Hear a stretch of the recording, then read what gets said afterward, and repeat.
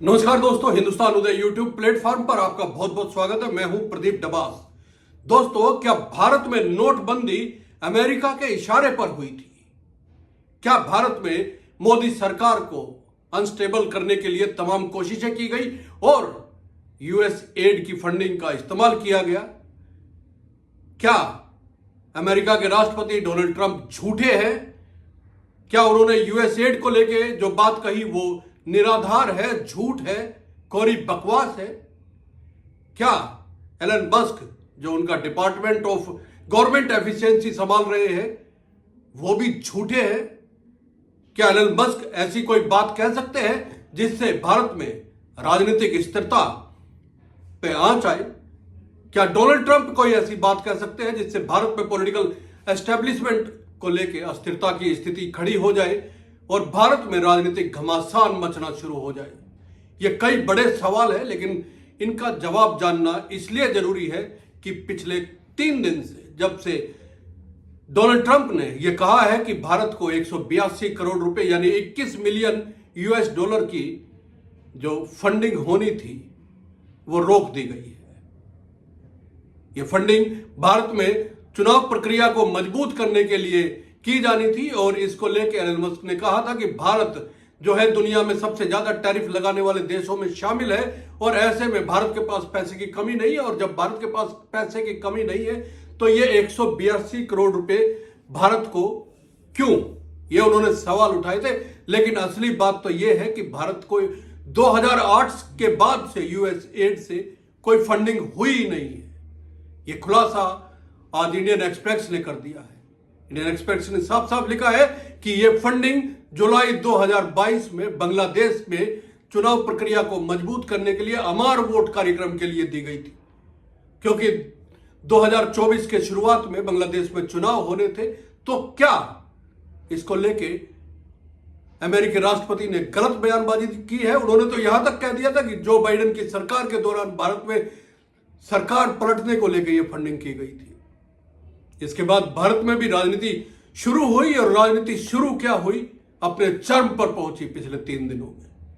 तमाम media channel से एकदम से शुरू हो गए जब से यह खबर आई, और उन्होंने जोर शोर से लेके कांग्रेस पार्टी के नेताओं के नाम जोड़ने और तमाम चीजें शुरू कर दी थी दिखाने के लिए। लेकिन सवाल यह उठता है कि जब भारत में भारतीय जनता पार्टी की सरकार है तो क्या एक बारी ये चेक नहीं किया जा सकता था कि भारत में फंडिंग हुई भी है या नहीं हुई है? क्या भारतीय जनता पार्टी के नेता अमित मालवीय जब ट्वीट कर रहे थे तो उनको नहीं पता था कि किस तरह से एलन मस्क के द्वारा यह झूठ बोला गया है, किस तरह से डोनाल्ड ट्रंप के द्वारा यह झूठ बोला गया है? अगर यह झूठ है, क्योंकि इंडियन एक्सप्रेस ने इसको सरासर झूठ करार दिया है, उन्होंने फैक्ट चेक किया है, आप ये खबर देख सकते हैं। लेकिन सवाल यह उठता है, साथ ही अमित मालवीय ने 2023 का राहुल गांधी का वो वीडियो अपने एक्स हैंडल पे ट्वीट किया है, पोस्ट किया है, जिसमें राहुल गांधी ये कहते हुए नजर आ रहे हैं कि तथाकथित लोकतंत्र के वो रक्षक देश क्या इस बात से अनभिज्ञ हैं कि लोकतंत्र का एक बड़ा हिस्सा इस समय खतरे में है। उन्होंने इस चीज को लेकर ट्वीट किया कि क्या भारत में अनस्टेबिलिटी के लिए राहुल गांधी कोशिशें कर रहे हैं, क्या वो विदेशी ताकतों के साथ जुड़े हुए हैं? और इसके साथ साथ अमित मालवीय ने एक ट्वीट और किया था, इनफैक्ट 2 ट्वीट किए। उन्होंने प्रधानमंत्री नरेंद्र मोदी के वीडियो ट्वीट किए जिसमें नरेंद्र मोदी कह रहे हैं कि कुछ ताकतें हैं जो भारत में अनस्टेबिलिटी लाना चाहती है। इसके बाद कांग्रेस की ओर से इसका जवाब दिया गया। पवन खेड़ा मीडिया के सामने आए और पवन खेड़ा ने साफ तौर पर सवाल पूछा कि भारत की एजेंसियां क्या कर रही थी अगर ये फंडिंग भारत में गवर्नमेंट को अनस्टेबल करने के लिए की गई है। दोस्तों, सवाल कई हैं और ये सवालों का जवाब जानना जरूरी है। साथ ही उन्होंने नोटबंदी 2016 में जो हुई थी उसको लेके भी सवाल उठाए, क्योंकि अमेरिका के साथ मोदी गवर्नमेंट की उस समय नोटबंदी से पहले एक एमओयू साइन हुआ था, एक करारनामा हुआ था जिसमें कैशलेस इकोनॉमी को लेके एक समझौता जिसमें मसौदे पे साइन किए गए थे। उसके बाद नोटबंदी की गई थी, तो कांग्रेस ने इसको लेकर सवाल उठाए हैं। कांग्रेस का कहना है कि देश में अनस्टेबिलिटी की जो बात जो डोनाल्ड ट्रंप, एलन मस्क और भारतीय जनता पार्टी के नेता कर रहे हैं वो तो झूठ साबित हुई है। लेकिन जो नोटबंदी हुई उसको लेके भारतीय जनता पार्टी और प्रधानमंत्री नरेंद्र मोदी को जवाब जरूर देना चाहिए, क्योंकि नोटबंदी होने के बाद भारतीय अर्थव्यवस्था को करारा झटका लगा था। तमाम छोटे उद्योग बंद होने की कगार पे आ गए थे। लाखों लोग जो है वो बेरोजगार हुए थे, रोजगार छिन गया था, नौकरियां चली गई थी। तो दोस्तों, अगर नोटबंदी को लेकर कांग्रेस सवाल पूछ रही है तो निश्चित तौर पे भारतीय जनता पार्टी को इसका जवाब देना चाहिए, बताना चाहिए कि जो करारनामा हुआ था कैशलेस इकोनॉमी को लेके नोटबंदी से बिल्कुल पहले, एन पहले, तो क्या वो नोटबंदी अमेरिका की रजामंदी से, अमेरिका के इशारे पे हुई थी? और कांग्रेस को भी इसका सबूत दे देना चाहिए, क्योंकि केवल आरोप लगा के निकल जाना ही राजनीति में भ्रम पैदा करता है, संदेह की स्थिति पैदा करता है, आशंकाओं की स्थिति को पैदा करता है। और यही हो रहा है। और जब आशंकाओं की स्थितियां पैदा होती है तो भारतीय मीडिया उसका बिना कुछ जांच किए, बिना उसकी विवेचना किए उस पर खबरें बनाने लग जाता है, शोज बनाए जाते हैं और उन शोज के जरिए किसी एक पक्ष को पूरी तरह कटघरे में खड़ा कर दिया जाता है, पूरी तरह दोषी करार दे दिया जाता है। तमाम शोज ऐसे हुए भारतीय मीडिया की ओर से पिछले 2-3 दिन के भीतर, जिसको लेकर सवाल उठाए गए। लेकिन हम आपको बताएं कि डोनाल्ड ट्रंप ने असल में कहा क्या था। डोनाल्ड ट्रंप ने कहा कि भारत को 182 करोड़ रुपए की चुनाव मजबूती के लिए फंडिंग क्यों की जाए, $21 मिलियन भारत को क्यों किया जाए। सबसे पहले तो उन्होंने टैरिफ का सवाल उठाया। डोनाल्ड ट्रंप कहते हैं कि भारत उन देशों में शामिल है जहां सबसे ज्यादा टैरिफ है। ये टैरिफ का दर्द है डोनाल्ड ट्रंप का।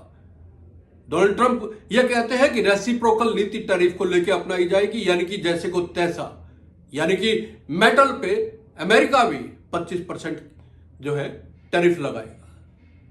अमेरिका जानता है कि भारत में अमेरिका की ओर से टैरिफ लगाए जाने और नहीं लगाए जाने से लेकर बहुत ज्यादा फर्क नहीं पड़ता है, लेकिन अगर मेटल पे 25% टैरिफ लगता है तो निश्चित तौर पे इसका असर भारतीय इकोनॉमी पे भी होगा, भारतीय अर्थव्यवस्था पे भी होगा, क्योंकि इससे तमाम वो चीजें महंगी होने की संभावनाएं हैं जो आम रोजमर्रा की जिंदगी के साथ जुड़ी हुई है, जैसे कोयला है, जैसे ट्रांसपोर्टेशन है, पेट्रोल है, तेल है। इसके अलावा डोनाल्ड ट्रंप यही नहीं रुकते हैं। उन्होंने रूस यूक्रेन युद्ध के बाद जब भारत ने रूस से सस्ता तेल खरीदने का समझौता किया था और भारत रूस से सस्ता तेल खरीद रहा था, अब अमेरिका की नजर इस पर भी है। अमेरिका ने रूस की तेल एजेंसियों पर प्रतिबंध लगा दिया है। इसके बाद भारत पेट्रोलियम की ओर से भी यह कहा गया है कि भारत हो सकता है मार्च के बाद अमेरिका से तेल ले या कहीं और से तेल ले, लेकिन रसिया से तेल नहीं ले पाएगा, जो रसिया से भारत को सस्ता तेल मिल रहा था। आखिर डोनाल्ड ट्रंप के मन में क्या है? वो टैरिफ लगा रहे हैं, वो प्रतिबंध लगा रहे हैं उन कंपनियों पे जहां से भारत का करार है, जहां से भारत व्यापार कर रहा है। वो झूठी खबरें फैला रहे हैं कि 182 करोड़ रुपए जो है भारत में चुनाव प्रक्रिया के लिए दिए गए, अनस्टेबल करने के लिए दिए गए। और हालांकि उन्होंने बाइडेन का नाम लिया, बाइडेन की ओर से भी विपक्ष ने उनसे श्वेत पत्र इस मामले पर जारी करने के लिए कहा है। दोस्तों, ये राजनीति किस तरह की है? क्या राजनीति में केवल आरोप लगा देने से काम चलता है? क्या मीडिया सच की परख नहीं करता है? अगर इंडियन एक्सप्रेस की खबर सही है तो फिर ये बवाल जो उठा, ये सियासी तूफान जो उठा, ये बवंडर जो उठा राजनीति का, अब इसको लेके दोनों ही पक्ष के नेता किस पे क्या आरोप लगाएंगे, ये देखने की बात होगी। लेकिन इतना तय है कि भारत के लोगों के मन में एक संदेह जरूर पैदा हुआ है। उस संदेह को मिटाना जरूरी है।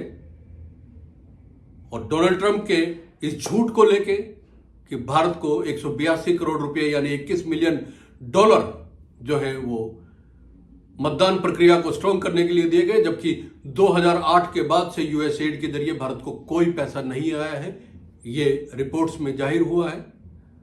आपका क्या सोचना है? क्या नोटबंदी अमेरिका के इशारे पे की गई थी? ये तमाम सवाल हैं जिनके जवाब आने ही चाहिए। अपनी राय जरूर कीजिएगा, कमेंट कीजिए और चैनल को सब्सक्राइब करिए। बहुत बहुत धन्यवाद, नमस्कार।